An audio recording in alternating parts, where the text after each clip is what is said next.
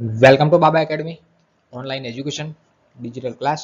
હું ગૌરવ મકવાણા બાબા એકેડમીના online digital platform ઉપર આપ સર્વે વિદ્યાર્થી મિત્રોનું હાર્દિક સ્વાગત કરું છું. તો આપણે ભણી રહ્યા છીએ ધોરણ 9, વિષય છે ગણિત, પ્રકરણ નંબર 2 છે બહુપદીઓ, જેમાં સ્વાધ્યાય 2.4 વિશે અભ્યાસ કરી રહ્યા છે. અને લાસ્ટ લેક્ચરમાં દાખલા નંબર 1 અને દાખલા નંબર 2 આપણે કમ્પ્લીટ કરેલ છે અને હવે જોવાનો છે દાખલા નંબર 3.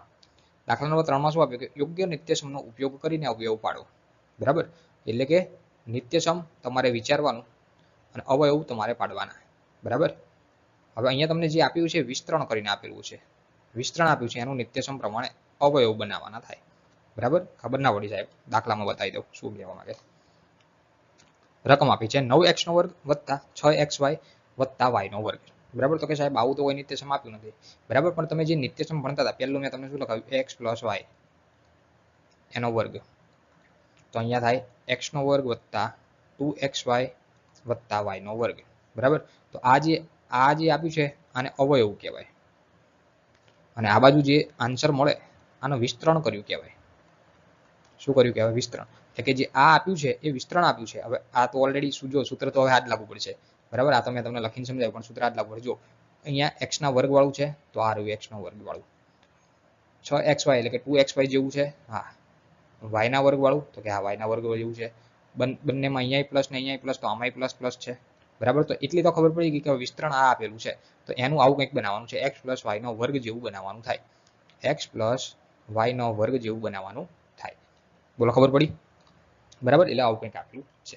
તો અહીંયા શું કરશો, તો અહીંયા આ જે અત્યારે લખાવ્યું એ નિત્યસમ લાગુ પડે. બરાબર, તો કે અહીં લખ્યું છે કે x + y નો વર્ગ બરાબર x નો વર્ગ વત્તા 2xy વત્તા y નો વર્ગ નિત્યસમનો ઉપયોગ કરતા.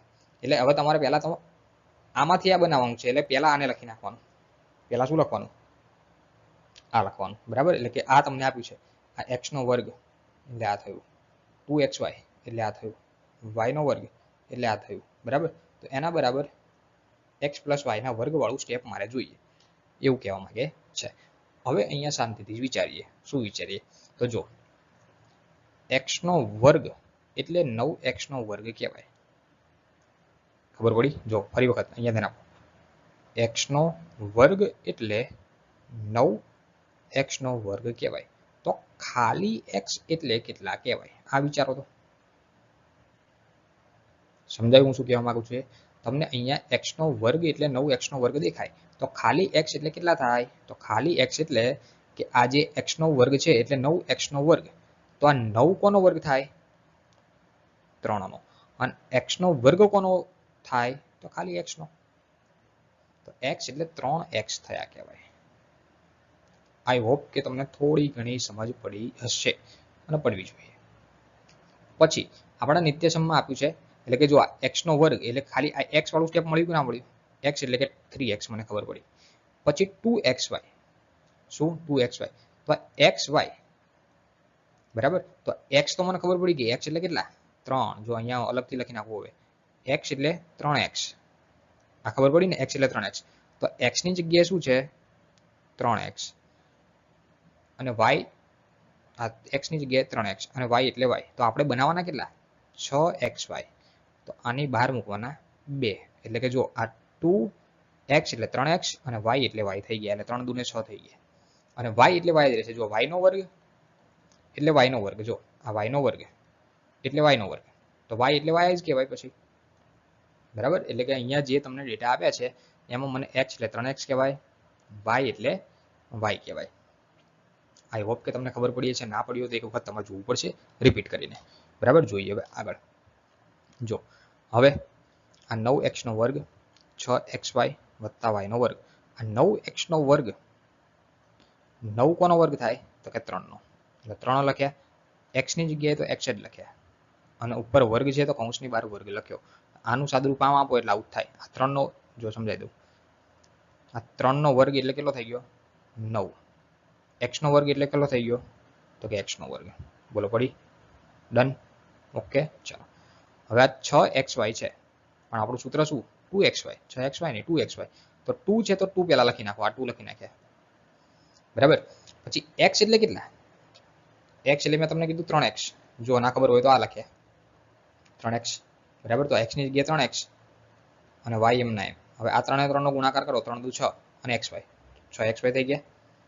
જો આમથી આમ કાન પકડાવે બરાબર, આ થોડું અઘરું પડી જશે. અને y નો વર્ગ, તો y આ કૌંસમાં લખવાનું હતું ખાલી બરાબર, y નો વર્ગ કૌંસ કરીને 12 વર્ગ આપવાનો, y એટલે y અને y નો વર્ગ એટલે y નો વર્ગ કૌંસ કરીને 12 વર્ગ આપવાનો. આઈ હોપ કે તમને થોડી ઘણી ખબર પડી હશે બરાબર.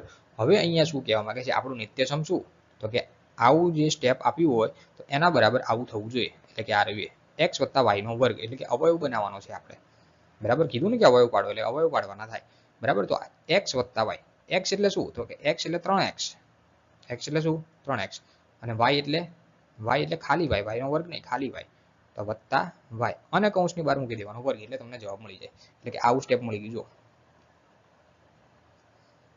બરાબર. હજુ જો ડાઉટ હોય બરાબર, તો આ જે તમને જવાબ મળ્યો આનું વિસ્તરણ કરી જોવાનું, આવો જવાબ આવવો જોઈએ બરાબર. જો અહીંયા સાઈડ હું તમને કરીને બતાવું, 3x + y નો વર્ગ, આનું હું વિસ્તરણ કરું બરાબર. જવાબ આ છે બરાબર, પણ ઊંધું ચેક કરી જોવાનું આવું થાય કે ના થાય બરાબર. તો પહેલા તો નિત્યસમ પ્રમાણે આવું નિત્યસમ લાગુ પડે બરાબર. આ x + y એનો વર્ગ બરાબર. તો પહેલા x નો વર્ગ, x એટલે શું, તો કે 3x નો વર્ગ કરો, 3x નો વર્ગ વત્તા 2xy, 2x એટલે 3x, y એટલે y, અને વત્તા y નો વર્ગ, તો y નો વર્ગ. ચલો 3 નો વર્ગ થાય 9x નો વર્ગ, 3 × 2 = 6, 6xy અને y નો વર્ગ. તો જો આ અને આમાં કઈ ફેર છે, આવી ગયું સરખું બરાબર. ઊંધું ચેક કર્યું ખાલી બરાબર. જવાબ આ છે, એ નથી, આ રહ્યો જવાબ છે બરાબર. આઈ હોપ કે તમને ડાઉટ નહીં હોય બરાબર. ચાલો ક્લિયર. હવે અહીંયા વર્ગ કરીને આપ્યો છે બરાબર, તો તમે આને 2 વખત લખી શકો છો. કેવી રીતે, વર્ગ છે તો વર્ગ, જેમ કે 2 નો વર્ગ હોય તો આ 2 ના વર્ગને 2 × 2 લખાય, 3 નો વર્ગ હોય તો 3 × 3 લખાય, તો આનો વર્ગ હોય તો આને 2 વખત લખાય, 3x + y, બીજા કૌંસમાં 3x + y બરાબર. તો આ રીતે તમે લખી શકો છો. બોલો ખબર પડી બરાબર. થોડું અઘરું પડી જશે બરાબર, પણ 1-2 વખત સમજશો તો આવડી જશે, અને આવો દાખલો પરીક્ષામાં પૂછાઈ શકે છે. ક્લિયર. જોઈએ નેક્સ્ટ બીજો દાખલો. બીજો પણ સેમ આના જેવો જ બરાબર, પણ અહીંયા આપ્યું માઇનસ. તો નિત્યસમ બીજા નંબરનું લાગુ પડશે. બીજું નિત્યસમ સમજાવ્યું હતું કયું, x - y આખાનો વર્ગ. એમાં શું થાય, તો પહેલી સંખ્યાનો વર્ગ x નો વર્ગ, જે દેખાય બધાનો ગુણાકાર 2xy પણ માઇનસ, અને છેલ્લે y નો વર્ગ. તો જો આ x એટલે શું થાય, આ x નો આખું x નો વર્ગ એટલે આ x નો વર્ગ, -2xy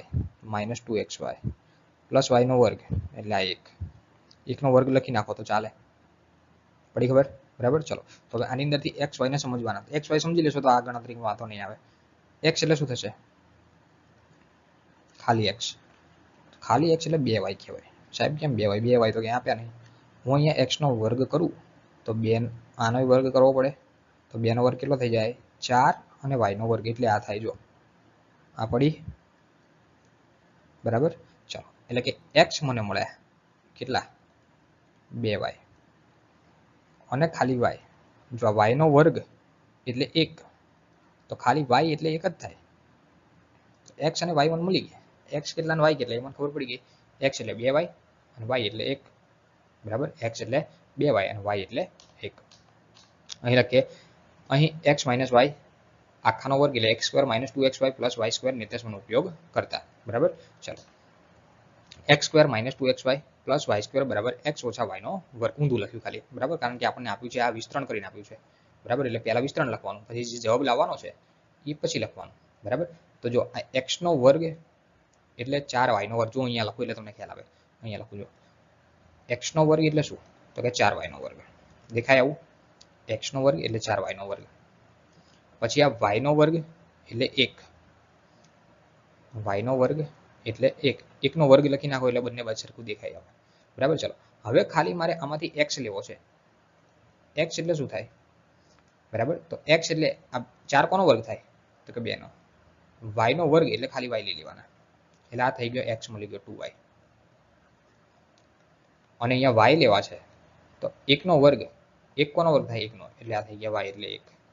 આઈ હોપ કે તમને ખબર પડી હશે બરાબર. ચલો પણ અહીંયા આપણે માઇનસ આવે છે તો જવાબમાં y ને માઇનસ લેવા પડશે, કારણ કે અહીંયા ભલે પ્લસ હોય, અહીંયા વર્ગ હોય તો માઇનસ જ થવા પ્લસ જ થવાના, બરાબર. એટલે કે આ સંખ્યા છે માઇનસ, બરાબર. એટલે વાય કેવા છે? માઇનસ, બરાબર. ચલો જોઈએ સાદરૂપ. ચલો મેં કીધું x એટલે કેટલા લેવાના? 2y એનો વર્ગ. પછી આ બે નિયમના x એટલે કેટલા? તો કે 2y, બરાબર. અને y એટલે 1 માઇનસ, પણ એ માઇનસ આપી દીધા 12, બરાબર. આ સૂત્ર પ્રમાણે 12 મૂકી દીધા. અને y એટલે 1, બરાબર. મેં તમને હમણાં કીધું એ પ્રમાણે. ચલો હવે શું થશે? હવે મારે આ કરવું છે x ઓછા y નો વર્ગ. શું કરવું છે? x ઓછા y નો વર્ગ. x એટલે કેટલા? તો કે 2y, તો અહીંયા લખી નાખો 2y ઓછા y એટલે કેટલા? 1, તો અહીંયા લખી નાખો 1. બહાર વર્ગ છે, લખી નાખો ઉપર વર્ગ. તો થઈ ગયું નિત્યસમ સેમ ટુ સેમ. ખબર પડી? 2y ઓછા 1. હવે આપણે ડબલ વખત લખીએ, વર્ગ હોય તો 2 વખત લખી શકાય. 2y ઓછા 1 બીજા કૌંસમાં 2y ઓછા 1 2 વખત. ખબર પડી? ડન, ક્લિયર, બરાબર. જો આકરું પડશે, બરાબર, પણ ધ્યાન રાખવી પડશે એટલે અઘરું નહીં લાગે. ચલો ક્લિયર, 2 વખત લખી નાખ્યા. ખબર પડી? ડન. જોઈએ આની પછી ત્રીજો દાખલો. ચલો ત્રીજાની રકમ આપી x² માઇનસ y² ના છેદમાં 100. તો આ તો નિત્યસમ જોઈને જ ખબર પડે. શું જોઈને ખબર પડે? ખ્યાલ હોય તો ખબર પડે ને. x² માઇનસ y², બરાબર. એક કૌંસમાં x ઓછા y, બીજા કૌંસમાં x વત્તા y, આવું થાય. હવે જો x નો વર્ગ એટલે x નો વર્ગ, આવું છે. x નો વર્ગ એટલે x નો વર્ગ. x એટલે x જ કહેવાય. x એટલે x એટલે x, આ ખબર પડી ગઈ. પછી આ y નો વર્ગ લીધો, આ રહ્યો એ. તો અહીંયા કે y નો વર્ગ એટલે y નો વર્ગના છેદમાં 100. તો y એટલે કેટલા થાય? તો y એટલે જેમ કે અહીંયા x નો વર્ગ એટલે x નો વર્ગ એટલે x એટલે x જ થયો. તો y નો વર્ગ એટલે y નો વર્ગ, તો y એટલે y જ થાય. એટલે ઉપર તો એમ જ થાય. અને નીચે 100 લખે છે. 100 કોનો વર્ગ થાય? 10 નો. તો y એટલે y ના છેદમાં 10 થઈ જાય. એટલે અહીંયા થઈ જશે ઓછા y ના છેદમાં 10 આ y માટે, વત્તા y ના છેદમાં 10. આઈ હોપ કે તમને ખબર પડવી જોઈએ. x એટલે x થાય, y એટલે y ના છેદમાં 10 થાય, બરાબર. જોઈએ નિત્યસમ પ્રમાણે. અહીં x² માઇનસ y² બરાબર x પ્લસ y, ને બીજા કૌંસમાં x માઇનસ y નિત્યસમનો ઉપયોગ કરતા. ચાલો આ નિત્યસમ તમને આપ્યું x² માઇનસ y². x એટલે x, એની બહાર વર્ગ મૂક્યો. y એટલે y ના છેદમાં 100, એટલે કે 10 મૂકવાના અને એની બહાર વર્ગ મૂકો, બરાબર. ચલો તો આ x વત્તા y, x ઓછા y.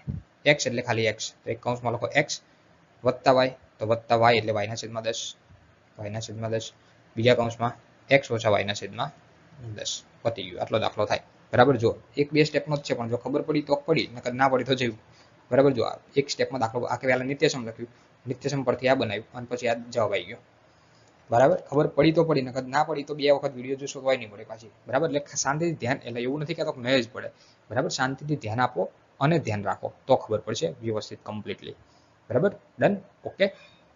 તો અહીંયા દાખલા નંબર 3 કમ્પ્લીટ થાય, બરાબર. તો અહીંયા દાખલો નંબર 3 પૂરો થાય તો રાખીએ. સો થેન્ક્સ ફોર અટેન્ડિંગ.